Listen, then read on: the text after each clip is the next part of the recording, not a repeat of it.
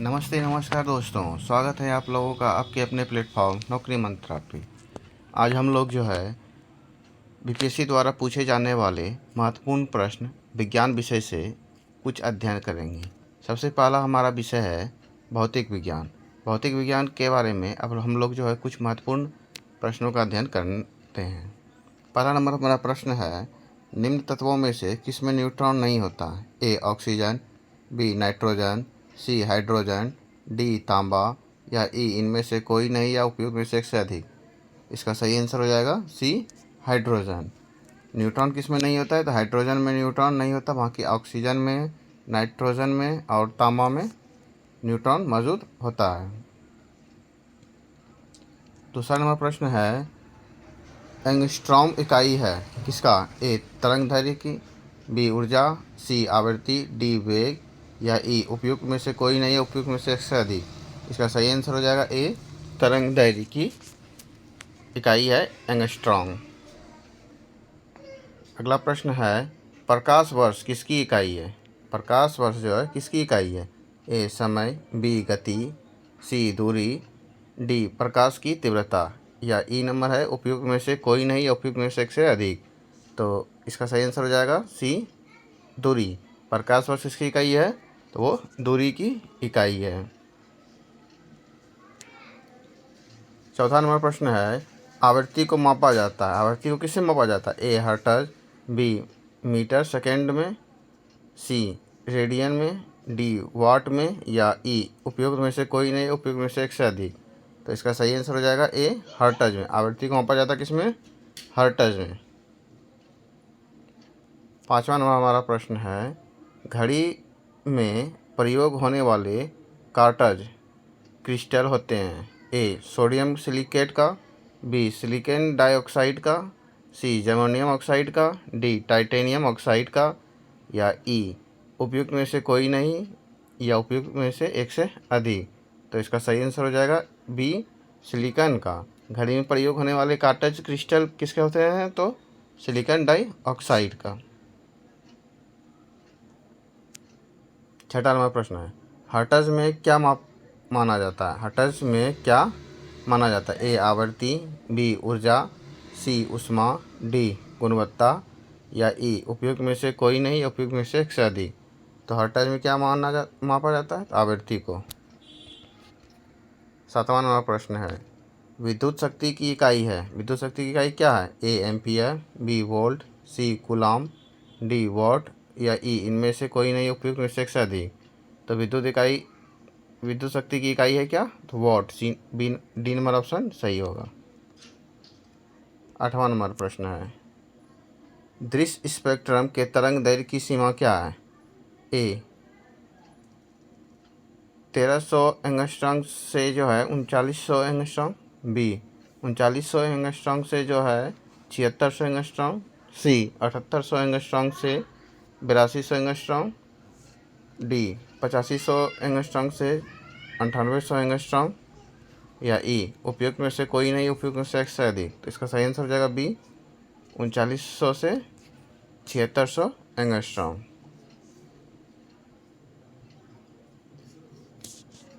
9 number प्रश्न है कि सौर विकिरण निम्न में से किस परास में दिखता है? ए 100 से 400 एनएम, बी 400 से 700 एनएम, सी 700 से 10,000 एनएम या डी उपयुक्त में से कोई नहीं। तो इसका सही आंसर हो जाएगा 400 से 700 एनएम। सौर विकिरण किस परास में दिखता है? तो 400 से 700 एनएम में।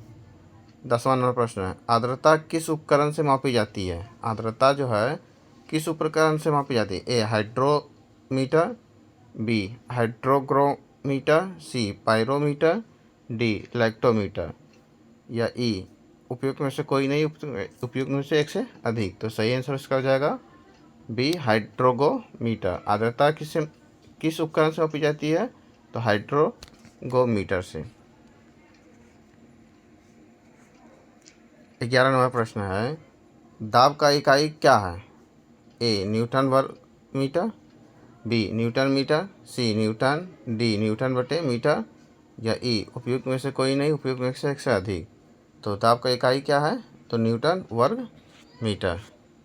12 नंबर प्रश्न है दाब का मात्रक है ए किलोग्राम बटे वर्ग सेंटीमीटर, बी किलोग्राम बटे सेमी, सी किलोग्राम बटे मिलीमीटर, डी किलोग्राम बटे घन मीटर सेंटीमीटर, या ई उपयोग में से कोई नहीं, उपयोग में से एक से अधिक। तो इसका सही आंसर हो जाएगा उपयोग में से कोई नहीं।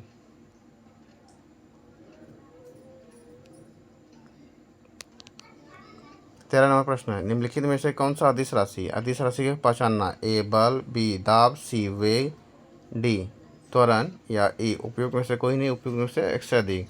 तो अदिश राशि है बी दाब।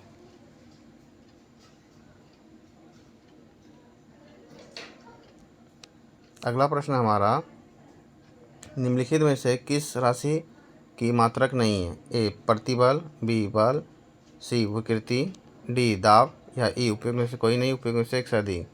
तो सही इसका आंसर हो जाएगा सी विकृति। 15 नंबर प्रश्न दिया है सही कथन चुनना है, ए लाल प्रकाश का तरंग दैर्घ्य बैंगनी प्रकाश से कम है, बी लाल प्रकाश का तरंग दैर्घ्य बैंगनी प्रकाश से ज़्यादा है, सी बैंगनी प्रकाश तरंग दैर्घ्य हरे प्रकाश से ज़्यादा है, डी बैंगनी प्रकाश का तरंग दैर्घ्य पीले प्रकाश से ज़्यादा है, ई उपयोग में से कोई नहीं, उपयोग में से एक से अधिक। तो इसका सही आंसर हो जाएगा बी लाल प्रकाश का तरंग दैर्घ्य जो है बैंगनी प्रकाश से ज़्यादा है।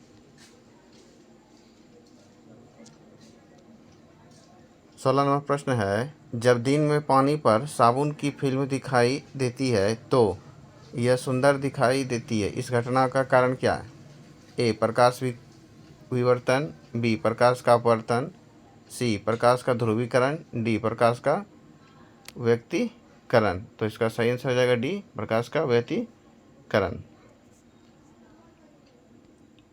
17 नंबर प्रश्न है एक परमाणु के केंद्र का धनावेशित हिस्सा कहलाता है क्या, ए प्रोटॉन, बी न्यूट्रॉन, सी इलेक्ट्रॉन, डी न्यूक्लियस, या ई उपयोग में से कोई नहीं, उपयोग में से एक से अधिक। तो एक परमाणु के केंद्र का धनावेशित हिस्सा कहलाता है न्यूक्लियस। डी नंबर ऑप्शन सही होगा। 18 नंबर प्रश्न है एक ठोस के सीधे गैस में परिवर्तन को कहते हैं, ए ऊर्ध्वापातन, बी संघनन, सी वाष्पन, डी उबलना, या ई उपयोग में से कोई नहीं, उपयोग में से एक से अधिक। तो इसका सही आंसर हो जाएगा ए ऊर्ध्वपातन। एक ठोस के सीधे गैस में परिवर्तन को कहते हैं ऊर्ध्वपातन। 19 नंबर प्रश्न है वह ताप बिंदु जिस पर ठोस, द्रव और गैसीय अवस्थाएं एक साथ रह सकती है कहलाती है क्या, क्वथनांक, गलनांक, हिमांक, या त्रिक बिंदु। ई नंबर उपयुक्त में से कोई नहीं, उपयुक्त में से एक से अधिक। तो सही इसका आंसर हो जाएगा डी त्रिक बिंदु। वह ताप बिंदु जिस पर ठोस, द्रव और गैसीय अवस्थाएं एक साथ रह सकती है वह कहलाती है त्रिक बिंदु। कॉस्मिक किरणें क्या है, ए आवेशित कण, बी अनावेशित कण, सी आवेशित और अनावेशित दोनों हो सकती है। तो सही आंसर हो जाएगा ए आवेशित कण। कॉस्मिक किरणें क्या है, आवेशित कण। 21 नंबर प्रश्न है 2G स्पेक्ट्रम में अक्षर जी किस शब्द के लिए प्रयुक्त होता है, 2G स्पेक्ट्रम में अक्षर जी किस शब्द के लिए प्रयुक्त होता है, a global, B government, C generation, D Google. तो जो है जनरेशन के लिए प्रयुक्त होता है। 2G स्पेक्ट्रम में जी का G4 होता है जनरेशन।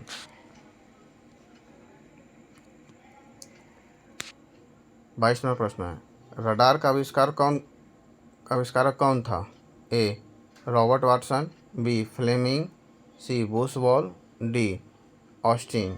तो सही इसका आंसर हो जाएगा ए रॉबर्ट वाटसन। रडार का आविष्कार कौन था आविष्कारक, तो रॉबर्ट वाटसन।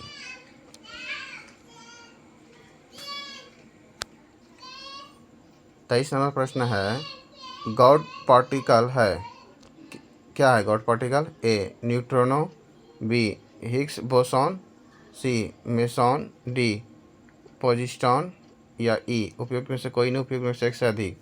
तो सही इसका आंसर हो जाएगा Higgs boson. Boson. God particle है हिग्स बोसॉन। 24वां प्रश्न है, सर सीवी रमन को भौतिक तथा नोबेल पुरस्कार प्राप्त हुआ था। ए सन 1928 में, बी सन 1930 में, सी सन 1932 में, डी सन 1950 में। तो सही इसका आंसर हो जाएगा बी सन 1930 में। सर सीवी रमन को भौतिक का नोबेल पुरस्कार प्राप्त हुआ है सन 1930 में। 25वां प्रश्न है, टेलीस्कोप की खोज किस वैज्ञानिक ने की थी। A Newton, B James Watt, C Humphry Davy, D Galileo. तो इसका सही आंसर हो जाएगा गैलीलियो। टेलीस्कोप की खोज किस वैज्ञानिक ने की थी, तो गैलीलियो ने। 26वां प्रश्न है, इस सदी की शुरुआत में यहाँ किस सदी की शुरुआत में हवाई जहाज का आविष्कार किसने किया था। इस सदी की शुरुआत में हवाई जहाज का आविष्कार किसने किया था।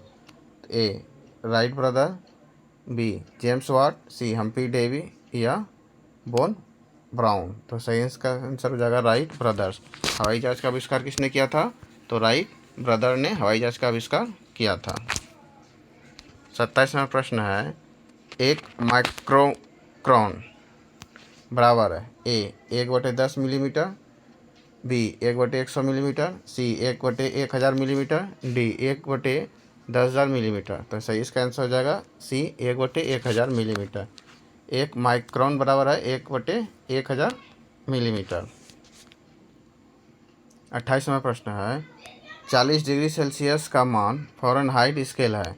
ए 104 फ़ारेनहाइट, बी 100 फ़ारेनहाइट, सी 102 फ़ारेनहाइट, डी 75 फ़ारेनहाइट या ई उपयोग में से कोई नहीं, उपयोग में से एक से अधिक।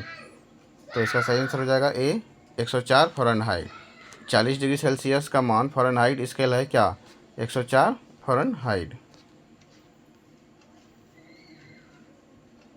29वां प्रश्न है, क्रोमेटोग्राफी का तकनीक का प्रयोग होता है। ए रंगीन पदार्थों की पहचान करने, बी पदार्थों की संरचना निर्धारण करने, सी रंगीन पदार्थों के प्रभावी अवशोषण में, डी एक मिश्रित से पदार्थ को अलग करने में।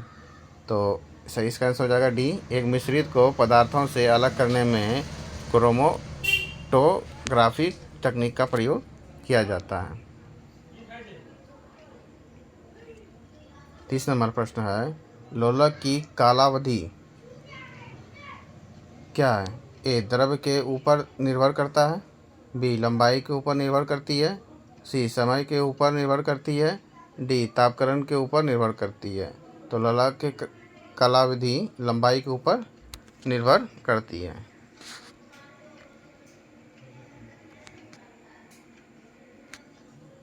31वां प्रश्न है, बल गुणनफल है किसका। ए द्रव्यमान और वेग का, बी द्रव्यमान और त्वरण का, सी भार और वेग का, डी भार और त्वरण का। तो सही इसका आंसर हो जाएगा बी द्रव्यमान और त्वरण का। बल गुणनफल है द्रव्यमान और त्वरण का। 32वां प्रश्न है, त्वरण ज्ञात करने का सही सूत्र कौन सा है। ए बराबर v माइनस यू बटे टी, बी नंबर है a equal to u plus v t, C number है a equal to v plus u बटे टी, डी है a equal to v plus u बटे 2। तो इसका सही आंसर हो जाएगा A number a equal to v minus u बटे टी। त्वरण ज्ञात करने का सूत्र है a equal to v minus u बटे टी। 33वां प्रश्न है, निम्नलिखित में से कौन सदिश राशि नहीं है।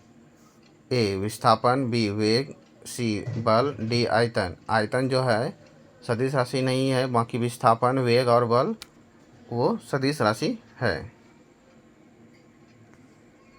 34वां प्रश्न है, पदार्थ के संवेग और वेग के अनुपात में से कौन सी भौतिक राशि प्राप्त की जाती है। ए वेग, बी त्वरण, सी द्रव्यमान, डी बल। तो इसका सही आंसर हो जाएगा सी द्रव्यमान। पदार्थ के संवेग और वेग के अनुपात में कौन सी भौतिक राशि प्राप्त की जाती है, तो द्रव्यमान राशि प्राप्त की जाती है। 35वां प्रश्न है, 1 किलोमीटर दूरी का तात्पर्य है। ए 100 मीटर, बी 1000 सेंटीमीटर, सी एक 1000 यहाँ रिपीट कर गया हुआ है 1000 मीटर, और डी 100 सेमी, सॉरी यहाँ सेंटीमीटर था और यहाँ मीटर था, तो 1 किलोमीटर दूरी का तात्पर्य 1000 मीटर।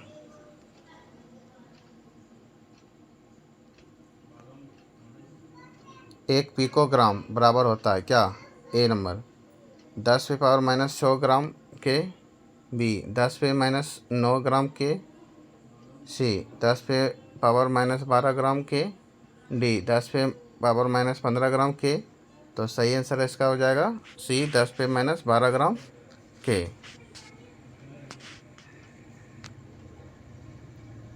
37वां प्रश्न है, आप एक लिफ्ट में खड़े हैं, लिफ्ट के फर्श पर आपके भार द्वारा लग रहा बल ए लिफ्ट के 9.8 मीटर प्रति सेकेंड के त्वरण से ऊपर जाते समय शून्य होगा, बी लिफ्ट के 9.8 मीटर प्रति सेकेंड स्क्वायर के त्वरण से नीचे आते समय शून्य होगा, सी लिफ्ट के 9.8 मीटर प्रति सेकेंड स्क्वायर के त्वरण से किसी भी दिशा में जाते समय शून्य होगा, डी लिफ्ट में त्वरण की दर बदलने से प्रभावित नहीं होगा। तो सही इसका आंसर हो जाएगा बी लिफ्ट के 9.8 मीटर प्रति सेकेंड के त्वरण से नीचे आते समय शून्य होगा। लिफ्ट में खड़ा व्यक्ति जो है लिफ्ट के फर्श में आते समय उसका भार क्या होगा? तो लिफ्ट के 9.8 मीटर प्रति सेकेंड के त्वरण से नीचे आते समय का शून्य होगा। 38वां प्रश्न है कि यदि एक पंख, एक रबड़ की गेंद और एक लकड़ी की गेंद निर्वात में एक समान ऊंचाई से स्वतंत्रता पूर्वक एक साथ गिर रहे हैं, तो ए नंबर पंख सबसे पहले ज़मीन पर पहुंचेगा, बी रबड़ की गेंद सबसे पहले ज़मीन पर पहुंच जाएगी, सी गेंद लकड़ी की गेंद सबसे पहले ज़मीन पर पहुंचेगी, डी तीनों एक साथ ज़मीन पर पहुंचेगी, या ई इनमें से कोई नहीं, उपयुक्त में से कोई नहीं, उपयुक्त में से एक से अधिक। तो सही इसका आंसर हो जाएगा डी तीनों एक साथ ज़मीन पर पहुंचेंगे। 39वां प्रश्न है, वायु की ध्वनि तरंग होती है ए तिरछी, बी अनुदैर्घ्य, सी विद्युत चुम्बकीय, डी ध्रुवीकृत, या ई उपयुक्त में से कोई नहीं, उपयुक्त में से एक से अधिक। तो वायु की ध्वनि तरंग होती है अनुदैर्घ्य। 40वां प्रश्न है, रेत और नेपथलीन के मिश्रण को किसके द्वारा पृथक किया जा सकता है? रेत और नेपथलीन के मिश्रण को किसके द्वारा पृथक किया जा सकता है? ए ऊर्ध्वपातन सबमिशन, बी आसवन डिस्टिलेशन, सी क्रोमेटोग्राफी, डी आंशिक आसवन, या ई उपयोग में से कोई नहीं, उपयोग में से एक से अधिक। तो सही इसका आंसर हो जाएगा ए ऊर्ध्वपातन। रेत और नेपथलीन के मिश्रण को किसके द्वारा पृथक किया जाता है? तो ऊर्ध्वपातन सब्लिमेशन के द्वारा। 41वां प्रश्न है, विद्युत शक्ति की इकाई है A ampere, B volt, C coulomb, D watt, या ई उपयोग में से कोई नहीं, उपयोग में से सदी। तो विद्युत शक्ति की इकाई है वाट। 42वां प्रश्न है, निम्नलिखित में से कौन सा सही सुमेलित नहीं है? यानी कि इसमें से एक जो है वो सही सुमेलित नहीं है। ए वोल्ट मीटर विभवांतर, ये तो सही है। बी नंबर है वोल्ट मीटर विद्युत धारा, ये सही है। ए मीटर विद्युत धारा, ये सही है। सी पोटेंशियोमीटर विद्युत वाहक बल, ये भी सही है। डी नंबर है गैल्वेनोमीटर विद्युत प्रतिरोध, ये गलत है, यानी इसका आंसर डी नंबर यही हो जाएगा।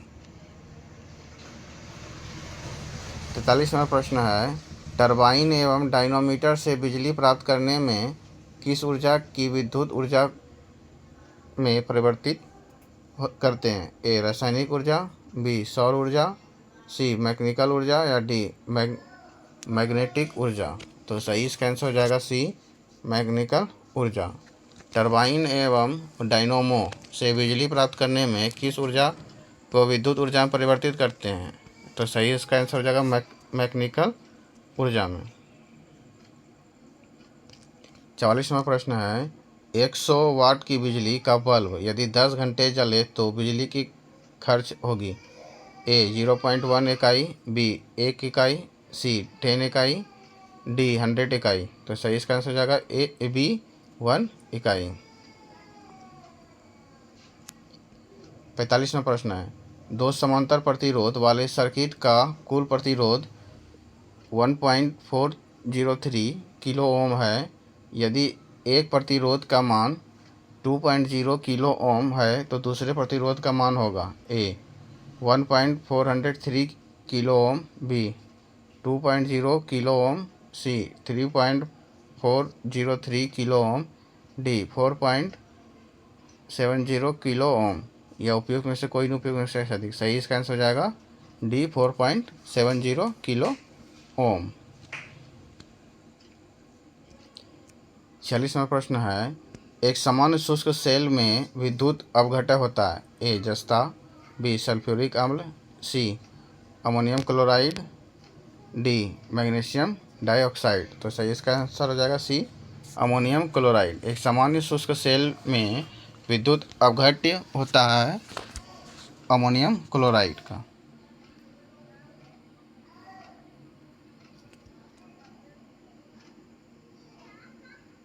47वां प्रश्न है,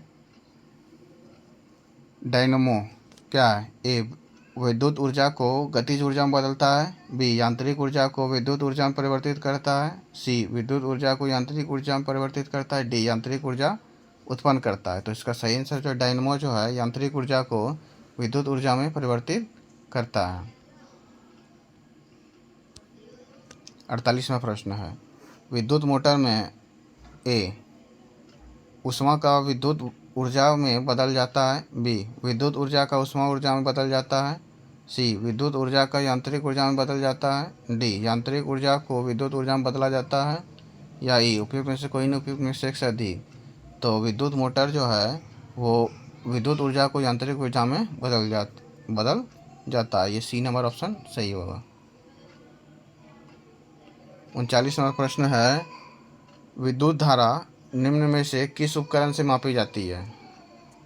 ए वोल्टमीटर, बी एमिनो, सी वोल्टमीटर, डी पोटेंशियोमीटर, या ई उपयोग में से कोई नहीं उपयोग में से एक से अधिक। तो सही इसका आंसर हो जाएगा बी एमीटर। विद्युत धारा किस उपकरण से मापी जाती है, तो एमीटर के उपकरण से मापी जाती है। 50 नंबर क्वेश्चन है, विद्युत धारा किस उपकरण से मापी जाती है। ए वोल्टमीटर, बी एमीटर, सी वोल्टामीटर, डी पोटेंशियोमीटर, या ई उपयोग में से कोई नहीं उपयोग में से अधिक। तो विद्युत धारा किस उपकरण से मापी जाती है, तो ए मीटर उपकरण से मापी जाती है। 51 नंबर प्रश्न है, प्रकाश में 7 रंग होते हैं, रंगों को अलग करने का क्या तरीका है। ए एक प्रिज्म से रंगों को अलग किया जा सकता है, बी फिल्टर से रंगों को अलग किया जा सकता है, सी पौधों से रंगों को अलग किया जा सकता है, डी रंगों को अलग अलग नहीं किया जा सकता। इसका सही आंसर हो जाएगा ए एक प्रिज्म से रंगों को अलग किया जा सकता है। प्रकाश में जो 7 रंग मौजूद होते हैं उसको हम प्रिज्म की सहायता से उसके रंगों को हम लोग अलग कर सकते हैं। 52 नंबर क्वेश्चन है, यदि किसी ऐनक के लेंस की शक्ति +2 डायोप्टर हो तो इसकी फोकस दूरी क्या होगी। ए 2000 सेमी, बी 100 सेंटीमीटर, सी 50 सेंटीमीटर, या डी 2 सेंटीमीटर। तो इसका सही आंसर हो जाएगा 50 सेंटीमीटर। 53 नंबर है, चुंबकीय सुई किस तरफ संकेत करती है। ए पूरब, बी पश्चिम, सी उत्तर, डी आकाश। तो चुंबकीय सुई जो है उत्तर की दिशा की ओर जो है वो संकेत करती है। श्वेत प्रकाश को नली में कैसे पैदा करते हैं। ए तांबे के तार को गर्म करके, बी तंतु को गर्म करके, सी परमाणु को उत्तेजित करके, डी अणुओं को दोलित करके। तो श्वेत प्रकाश को नली में पैदा करते हैं तो तंतु को गर्म करके। 55 नंबर क्वेश्चन है, आइंस्टीन को नोबेल प्राइज किस कार्य पर मिला? ए अपेक्षिता, बी बोस अंगस्टीन संघनन, सी संहिता एवं ऊर्जा की तुल्यता, डी प्रकाश विद्युत प्रभाव, या ई उपयुक्त में से कोई नहीं, उपयुक्त में से अधिक। तो इसका सही आंसर हो जाएगा डी प्रकाश विद्युत प्रभाव। आइंस्टीन को नोबेल प्राइज किस कार्य के लिए मिला? प्रकाश विद्युत प्रभाव के लिए जो है वो मिला था।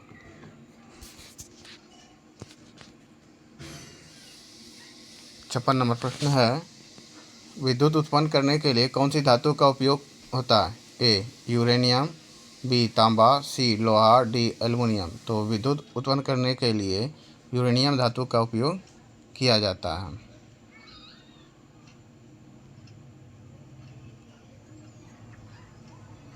57 नंबर प्रश्न है, कमरे को ठंडा किया जा सकता है किससे?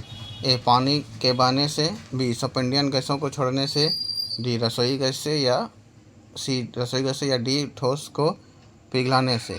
तो इसका सही आंसर है कमरे को ठंडा किया जाता है सस्पेंडियन गैस को छोड़ने से। सस्पेंडियन गैस को अगर रूम में छोड़ते हैं तो हमारा रूम जो है वो ठंडा हो जाता। 58 नंबर प्रश्न है, आमतौर पर सुरक्षा फ्यूज लगाने के लिए प्रयोग होने वाला तार किस पदार्थ का बना होता है? ए टीन, बी सीसा, सी निकेल, या डी टीन और शीशे की एक मिश्र धातु। तो सही इसका आंसर हो जाएगा टीन और शीशे की मिश्र धातु। आमतौर पर सुरक्षा फ्यूज लगाने के लिए प्रयोग किया जाने वाला तार कौन सा है? टीन और शीशे का मिश्र धातु। 59 नंबर प्रश्न है, निम्न में से कौन सा ऊष्मा का सबसे अधिक कुचालक है? ए तांबा, बी सीसा, सी पारा, डी जस्ता। तो सही इसका आंसर हो जाएगा सी पारा। ऊष्मा का सबसे अधिक कुचालक पारा होता है। अति चालकता का लक्षण है क्या? ए उच्च पारगम्यता, बी निम्न पारगम्यता, सी शून्य पारगम्यता, डी अनंत पारगम्यता। तो सही इसका आंसर हो जाएगा सी शून्य पारगम्यता। अति चालक का लक्षण है शून्य पारगम्यता।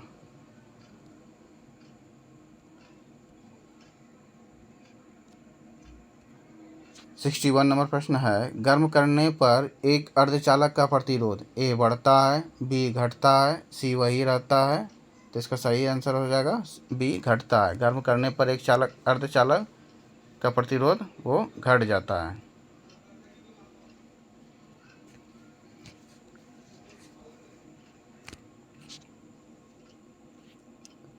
62 नंबर प्रश्न है, ठंडक के दिनों में लोहे के गुटकों और लकड़ी के गुटकों का प्रतिकाल छुए तो लोहे का गुटका ठंडा लगता है क्योंकि? ए लोहे के गुटके का ताप लकड़ी के गुटके से कम होता है, बी लकड़ी की तुलना में लोहे ऊष्मा का अच्छा चालक है, सी लकड़ी की तुलना में लोहे ऊष्मा का खराब चालक है, डी लोहे का गुटका लकड़ी के गुटके से भारी होता है। इसका सही आंसर हो जाएगा लकड़ी की तुलना में लोहा ऊष्मा का अच्छा चालक है। इसी कारण जो है ठंडे के मौसम में जब हम लोहे को छूते हैं सुबह सुबह तो वो ठंडा हमें महसूस होता है।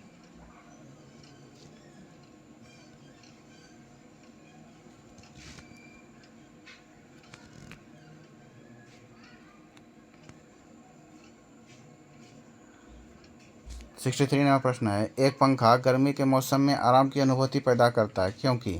ए पंखा ठंडी हवा की आपूर्ति करता है, बी हमारा शरीर हवा में अधिक गर्मी विकृत करता है, सी हवा की चालकता बढ़ जाती है, डी हमारा पसीना तेज़ी से वाष्पित हो जाता है, या ई उपयुक्त में से कोई नहीं या उपयुक्त में से अधिक।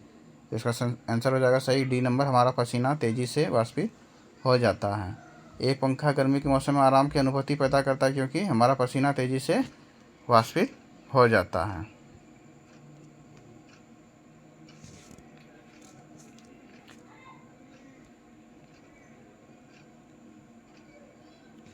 64 नंबर प्रश्न है कि कमरे में रखा रेफ्रिजरेटर का दरवाज़ा खोलने पर ए आप कमरे को कुछ डिग्री ठंडा कर सकते हैं, बी आप इसको रेफ्रिजरेटर की तापमान पर ठंडा कर सकते हैं, सी आप अंततः कमरे को थोड़ा गर्म कर सकते हैं, डी आप कमरे को ना तो गर्म कर सकते हैं ना ठंडा कर सकते हैं। तो इसका सही आंसर हो जाएगा, जब हम कमरे में रखा हुआ रेफ्रिजरेटर को का दरवाज़ा खोलते हैं तो कमरा थोड़ा जो है वो गर्म कर सकते हैं। 65 नंबर प्रश्न है,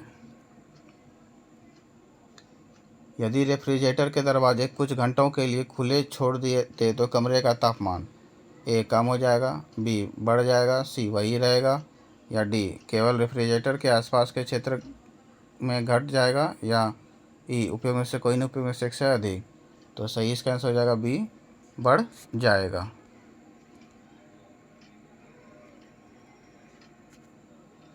66 नंबर प्रश्न है, निम्न में से कौन सा कथन गलत कथन का चयन करना है।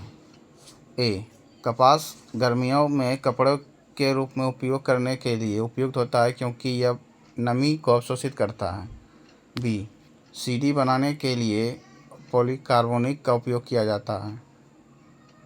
सी एक्रिलिक को कृत्रिम रेशम भी कहा जाता है क्योंकि यह कपास से तैयार होता है लेकिन रेशम की तरह चमकता है।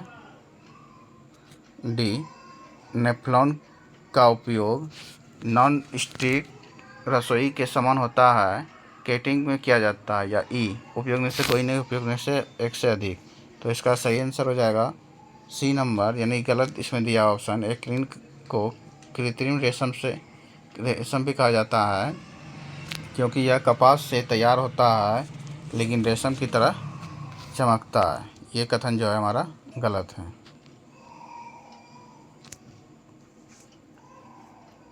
67 नंबर प्रश्न है, दो उत्तरोत्तर श्रृंग अथवा दो उत्तरोत्तर गर्त के बीच की दूरी को क्या कहते हैं। ए आयाम, बी तरंग दैर्घ्य, सी आवृत्ति, डी उपयुक्त में से कोई नहीं।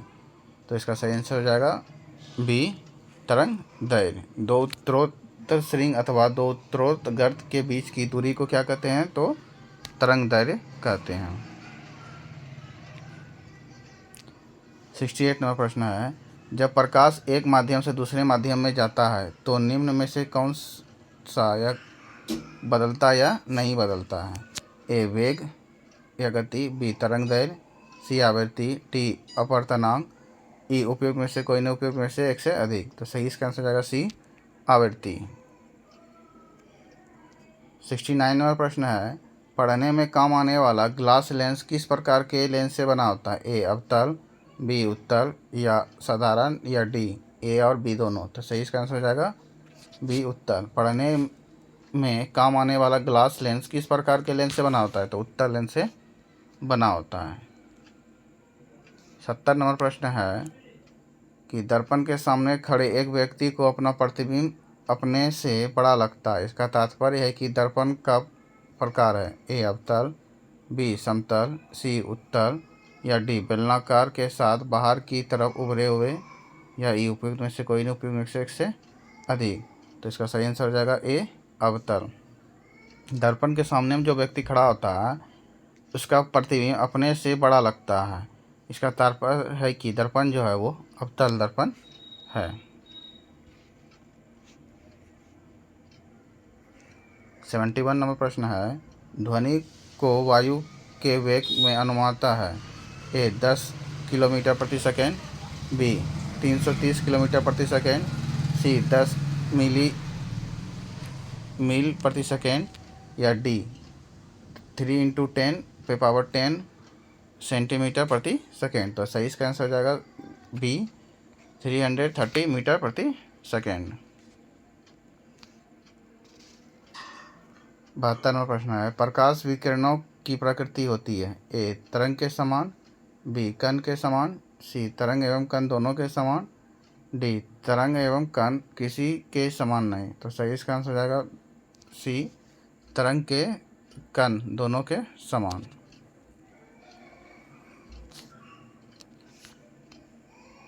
73 नंबर प्रश्न है, आकाश नीला लगता है क्योंकि। ए सूर्य के प्रकाश में नीला रंग और रंगों से अधिक है, बी लघु तरंग दीर्घ तरंग की अपेक्षा वायुमंडल द्वारा अधिक प्रकीर्ण होती है, सी नीला रंग नेत्र को अधिक सुग्राही है, डी वायुमंडल दीर्घ तरंग को लघु तरंग की अपेक्षा अधिक अवशोषित करता है। तो सही इसका आंसर हो जाएगा बी, आकाश नीला दिखाई देता है। क्यों? क्योंकि जो है लघु तरंग दीर्घ तरंग की अपेक्षा वायुमंडल द्वारा अधिक प्रकीर्ण होता है। 74 नंबर प्रश्न है, रात के समय में खुले आकाश में तारों के टिमटिमाने को किससे समझाया जा सकता है? ए प्रकाश का अपवर्तन, बी प्रकाश का परावर्तन, सी प्रकाश का ध्रुवीकरण, डी प्रकाश का व्यतिकरण, या ई उपयुक्त में से कोई नहीं, उपयुक्त में से एक से अधिक। तो सही इसका आंसर हो जाएगा ए प्रकाश का अपवर्तन। रात के समय खुले आकाश में तारों का टिमटिमाना जो है किससे समझाया जा सकता है? तो प्रकाश का अपवर्तन द्वारा।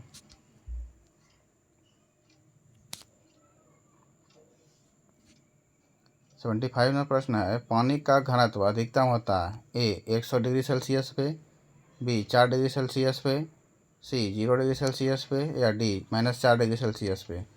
तो सही इसका आंसर हो जाएगा बी 4 डिग्री सेल्सियस पे। पानी का घनत्व अधिक होता है 4 डिग्री सेल्सियस पर। 76 नंबर प्रश्न है, 50 डिग्री सेल्सियस का मान फ़ारेनहाइट स्केल में है A 104 degree Fahrenheit, B 122 degree Fahrenheit, C 100 degree Fahrenheit, या डी 75 डिग्री फ़ारेनहाइट, या ई उपयुक्त में से कोई नहीं, उपयुक्त में से एक से अधिक। तो इसका सही आंसर हो जाएगा B 122 degree Fahrenheit. 50 degree Celsius का मान फ़ारेनहाइट पे स्केल होता है 122 डिग्री फ़ारेनहाइट।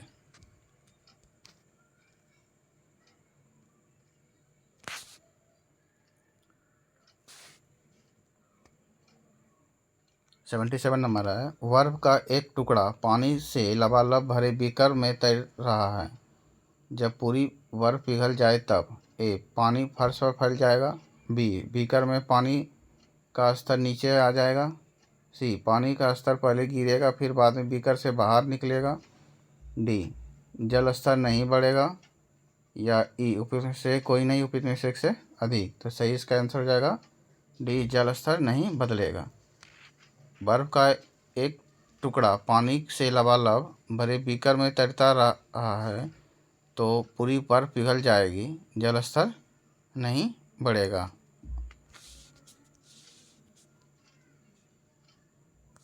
78 नंबर प्रश्न है, वर्षा की बूंदे की गोलाकार आकृति का कारण क्या है? ए द्रव्य का घनत्व, बी पृष्ठ तनाव, सी वायुमंडलीय दाब, डी गुरुत्व।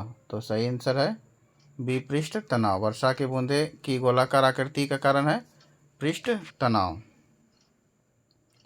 79 नंबर प्रश्न है, सबसे ज़्यादा श्यानता होती है ए जल की, बी वायु की, सी खून की, डी शहद की, या ई उपयुक्त में से कोई नहीं, उपयुक्त में से एक से अधिक। तो सही इसका आंसर हो जाएगा डी शहद की। सबसे ज़्यादा श्यानता किसकी होती है? तो शहद की। 18 नंबर प्रश्न है, महासागरों में ऊंची जल तरंगें कैसे आती है? ए भूकंप से, बी सूर्य से, सी तारों से, या डी चंद्रमा से। तो आंसर सही हो जाएगा डी चंद्रमा से। महासागरों में ऊंची जल तरंग कैसे आती है? तो चंद्रमा से। 81 नंबर प्रश्न है, जब एक पत्थर को चांद की सतह से पृथ्वी पर लाया जाता है तो ए इसका द्रव्यमान बदल जाएगा, बी इसका भार बदल जाएगा परंतु द्रव्यमान नहीं, सी भार और द्रव्यमान दोनों बदल जाएंगे, डी ना द्रव्यमान ना ही भार बदलेगा। तो सही है इसका आंसर हो जाएगा बी इसका भार नहीं बदलेगा परंतु द्रव्यमान, इसका भार बदल जाएगा परंतु द्रव्यमान नहीं बदलेगा। जब एक पत्थर को चांद की सतह से पृथ्वी पर लाया जाता है तो उसका भार बदलेगा लेकिन द्रव्यमान नहीं बदलेगा।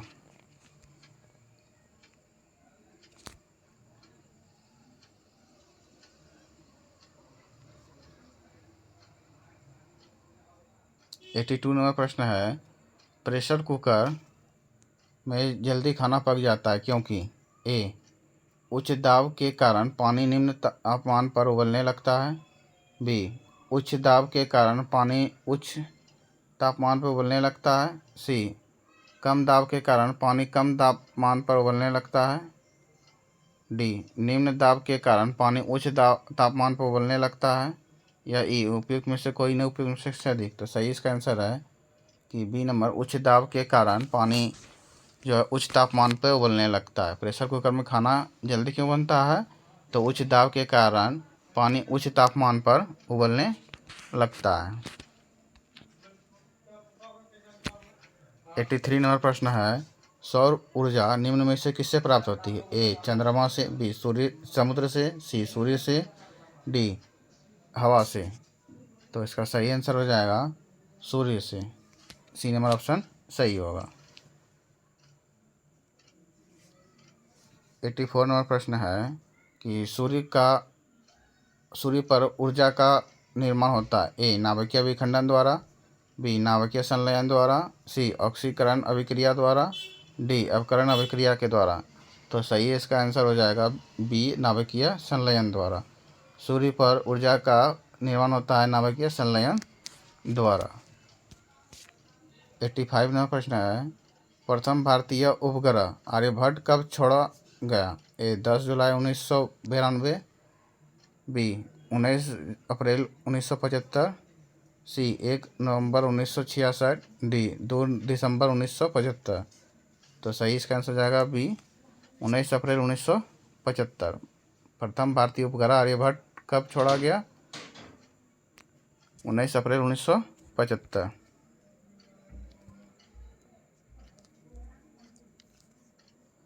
वर्ष दीर्घतम होता है। ए प्लूटो पर, बी गुरु पर, सी नेपच्यून पर, डी पृथ्वी पर। तो सही आंसर इसका हो जाएगा ए प्लूटो।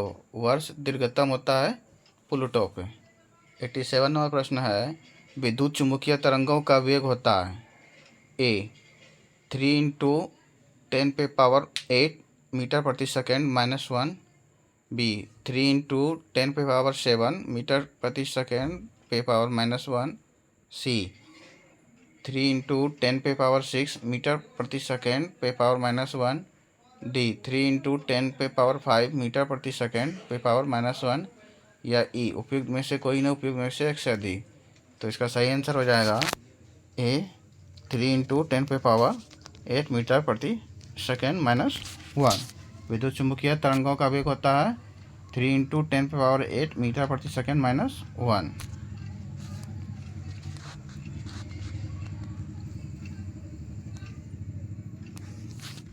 88 नंबर प्रश्न है, सूर्य के प्रकाश का धरती की सतह पर पहुंचने में लगने वाला समय लगभग ए 4.2 प्रति सेकेंड, बी 4.8 सेकेंड, सी 8.5 मिनट, बी 3.6 घंटे। तो सही इसका आंसर हो जाएगा 8.5 मिनट। सूर्य के प्रकाश की धरती की सतह पहुंचने में लगने वाला समय 8.5 मिनट। 89 नंबर प्रश्न है, सूर्य का प्रकाश पृथ्वी पर पहुंचता है। ए 5 मिनट में, बी 6 मिनट में, सी 8 मिनट में, डी 10 मिनट में, या ई उपयुक्त में से कोई नहीं, उपयुक्त में से एक से अधिक। तो सही आंसर हो जाएगा इसका उपयुक्त में से कोई नहीं। 90 नंबर प्रश्न है, सौरमंडल का सबसे बड़ा ग्रह कौन है? ए पृथ्वी, बी मंगल, सी बृहस्पति, डी शनि। तो सौरमंडल का सबसे बड़ा ग्रह सी बृहस्पति है। 91 नंबर प्रश्न है कि निम्न में से कौन सा कंप्यूटर की भाषा नहीं है? A BASIC, B C number fast, D FORTRAN. तो सही आंसर हो जाएगा इसका फास्ट। सी नंबर फास्ट जो है वो कंप्यूटर की भाषा नहीं है। 92 नंबर प्रश्न है, कौन सी धातु रोशनी के बल्बों में फिलामेंट के रूप में प्रयोग होती है? ए लोह, बी मोलिब्डेनम, सी चांदी, डी टंगस्टन। तो सही इसका आंसर हो जाएगा डी टंगस्टन जो है वो रोशनी वाले बल्बों में जो है फिलामेंट का काम करती है।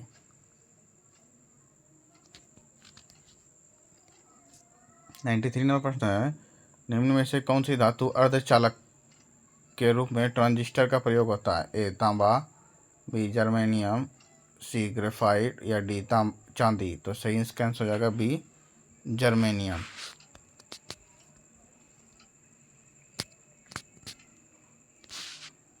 94 नंबर प्रश्न है, परमाणु नाभिक के अवयव हैं। ए इलेक्ट्रॉन और प्रोटॉन, बी इलेक्ट्रॉन और न्यूट्रॉन, सी प्रोटॉन और न्यूट्रॉन, डी प्रोटॉन, न्यूट्रॉन और इलेक्ट्रॉन। तो सही इसका आंसर हो जाएगा प्रोटॉन और न्यूट्रॉन। परमाणु नाभिक के अवयव हैं प्रोटॉन और न्यूट्रॉन। इसमें से बोल रहा है 4 ऑप्शन दिया हुआ है, कौन सा ऑप्शन जो है वो गलत है। तो पहला नंबर है नाभिक के अंदर प्रोटॉन और इलेक्ट्रॉन की उपस्थिति के कारण परमाणु विद्युत रूप से उदासीन होता है। यही तो आपका जो है ए नंबर ऑप्शन है वो गलत है। 96 नंबर प्रश्न है निम्न में से कौन सा वैकल्पिक ऊर्जा का सबसे बड़ा भंडार है? ए सौर ऊर्जा, बी ज्वारीय ऊर्जा, सी परमाणु ऊर्जा, डी भू ऊष्मीय ऊर्जा। तो वैकल्पिक ऊर्जा का सबसे बड़ा भंडार तो वो सौर ऊर्जा है, जो कभी समाप्त नहीं होने वाला है।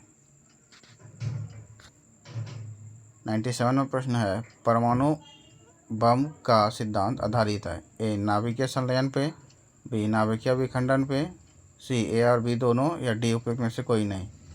तो सही इसका आंसर हो जाएगा बी नाभिकीय विखंडन पे। परमाणु बम का सिद्धांत आधारित है परमाणु नाभिकीय विखंडन पे। 98 में प्रश्न है कि हाइड्रोजन बम किसके सिद्धांत पर आधारित है? ए नियंत्रित संलयन प्रतिक्रिया, बी अनियंत्रित संलयन प्रतिक्रिया, सी नियंत्रित विखंडन प्रतिक्रिया, डी अनियंत्रित विखंडन प्रतिक्रिया, या ई उपयुक्त में से कोई नहीं, उपयुक्त में से एक से अधिक। तो सही इसका आंसर हो जाएगा बी अनियंत्रित संलयन प्रतिक्रिया।